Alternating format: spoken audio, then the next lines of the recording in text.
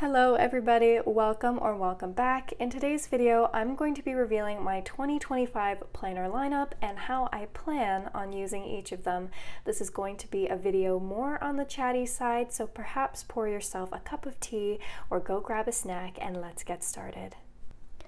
So the first planner I'm bringing into 2025 is this A6 Leuchtturm 1917, and this is going to be my pocket bullet journal.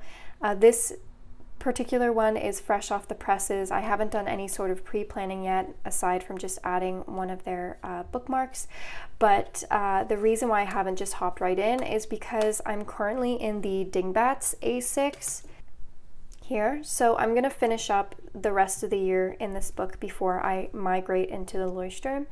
So my primary reason for bringing this into 2025 is this spread right here. I use this as kind of a dual desk calendar system. So you know how people have wall calendars? It's exactly like that. I set up my month like so, and then I just prop it up on my desk like this. But obviously I'm sitting here so I can see it. And then let's say I'm doing a week in my Hobonichi weeks and I just need to know what events are going to be, then I can quickly reference it and write it down. The only thing that this does for me is it prevents flipping back and forth, like let's say from like a monthly having to go back and forth. It might seem really extra for most people, but to me, I just would much rather have something that I'm able to reference without flipping. So that's the kind of meat and potatoes of this planner. Aside from that, it's mostly just a feel-good planner. I found that I adore bullet journaling, but the A5 size just wasn't sustainable for me. I was falling in and out of it. So this pocket size just allows me to still decorate, but it's on a smaller scale, so it's much more manageable and I get to enjoy it every single month. Aside from a functional spread like this, I also have some more fun spreads, so I will do a bucket list for that month, some monthly highlights, and then I have the back portion reserved, and I'm actually not going to disclose what's happening here because I'm going to do an entire video on it, but it's really exciting and this is my kind of November experiment, so stay tuned for that. If you're wondering why I'm switching from the Dingbats to the Leuchtturm, it is simply because of the micro perforated pages on here. I just experienced some bending and tearing with the pages that kind of drove me nuts, so I'm sticking to this, which is completely bound, except for I think the last 2 or 3 pages might be micro perforated. But this is 80 GSM, this is 100, so it might be kind of an adjustment switching, but I'll have to see how that will go. If it doesn't work, I might end up getting the Rodeo web notebook. I'll have to see. So that is the first planner.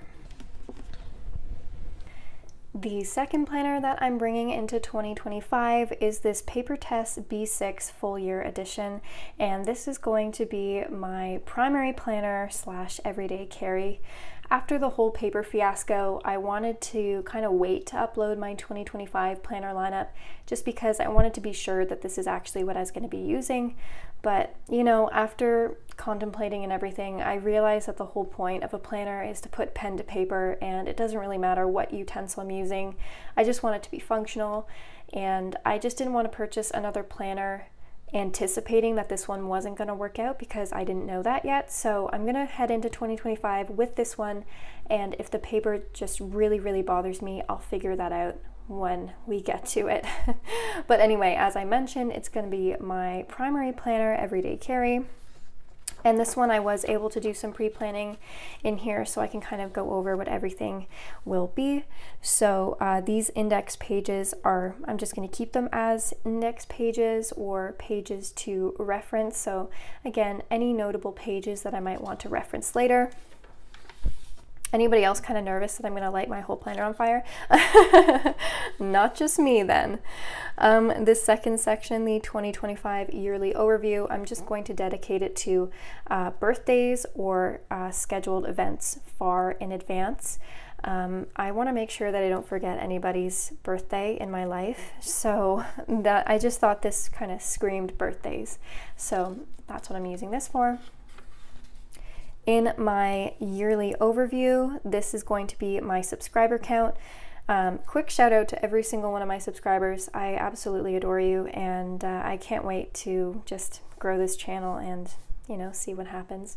So that is what this is going to be dedicated to, just a number every day. I think it would be fun to just kind of look back on and reflect. This quarter one, I actually have no idea. The paper test, or test I should say, was quite generous with how many future planners she gave us.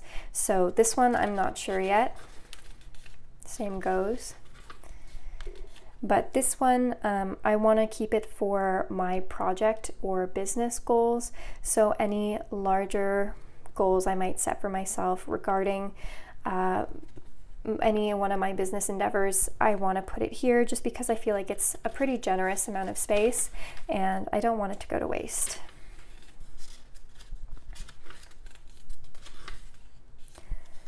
These two blank pages, I don't know yet. And in the monthly section, this is going to be my upload tracker. So that could be for YouTube, Instagram, or TikTok. I'm just going to designate it with some dots probably. So one color coordinating to each type of social media. And it's going to be pretty basic. I initially thought that I would just duplicate a monthly spread. So whatever I had in my pocket bullet journal, I was planning on putting it here.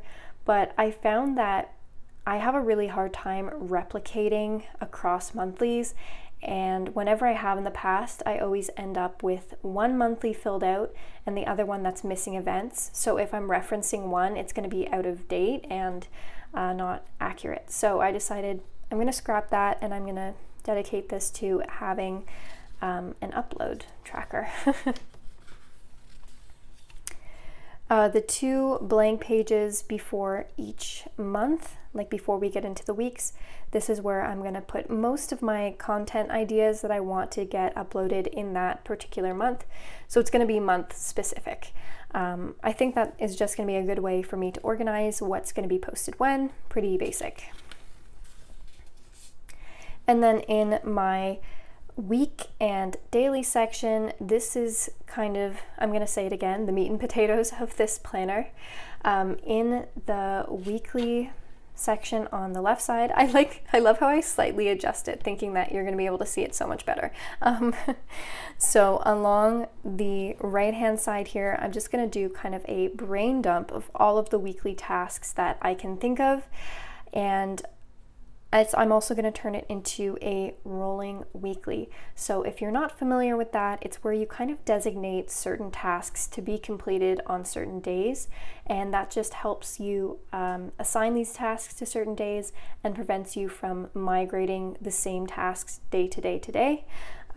So I'm going to try that out in this system. This is kind of going to replace what I'm currently using my Hobonichi as. My Hobonichi just has like weekly appointments and tasks, so that's what this is going to be. So yep, once again, pretty basic. And then on my daily, this is going to take over what my Jibun Techo is currently, so I will just have my daily tasks somewhere in the upper sphere, and then the lower section is just going to be a journal of sorts.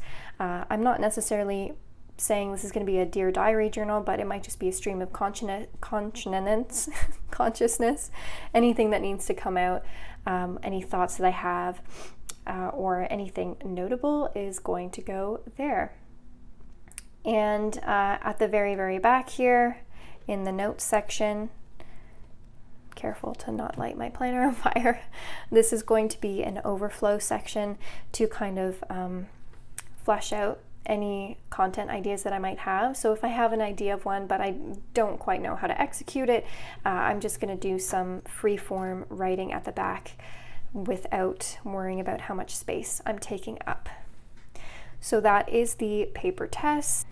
And if you're curious about the cover that I'm using, this is from Rosie Life Planner. This is her B6 cover for the 580 page planner that she has, and I popped it on and I did have to blow dry it quite heavily. Did not fit initially, so but now it looks pretty good. And my very last planner, I know, everybody applaud, I'm keeping it pretty simple this year. My third planner is this Kinbor Weeks, and it's going to be my health planner. I feel like this is such a typical layout for a health planner. I feel like a lot of us gravitate towards it, but I just think it's such a great layout, and I was tempted to purchase a Hobonichi Weeks Mega for this, but you know, after the whole paper thing, I just wanted one that I had already tested, and I knew this paper was good, so this is what I'm rocking with. I'm not going to do anything with this. I never do. I never even look at it. In this index section, I've decided that primarily it's going to be used for tracking my screen time, like how much screen I spend, how much time I spend on my screen, on my phone. That's going to be really quite scary at first, at least. And aside from that, I might just track my mood, or I might make note of any good recipes that I come across. In the monthly section, it's going to be a workout tracker, just the type that I end up doing. So once again, I'll have a dot that kind of color coordinates to whatever workout I end up doing, like Pilates might be purple or something like that. Again, I just decided I'm not going to replicate any information. My monthly tasks and appointments will all be in that pocket bullet journal. So this is just going to be dedicated to the workout tracker. In this plan of a new year, this is where I'm going to put my overall goals and then a rating for each month about how well I feel I've kind of made progress towards those goals. I'm going to try and keep it pretty basic, and then like I said, I'm just going to give it a numerical rating based on how well I feel like I'm moving towards them. In the weekly section, I'm going to have gratitude and wins along the left side. So I will pick 3 things that I'm grateful for each day and then list them, and then at the end of the day I will reflect with 3 amazing things or wins that happened.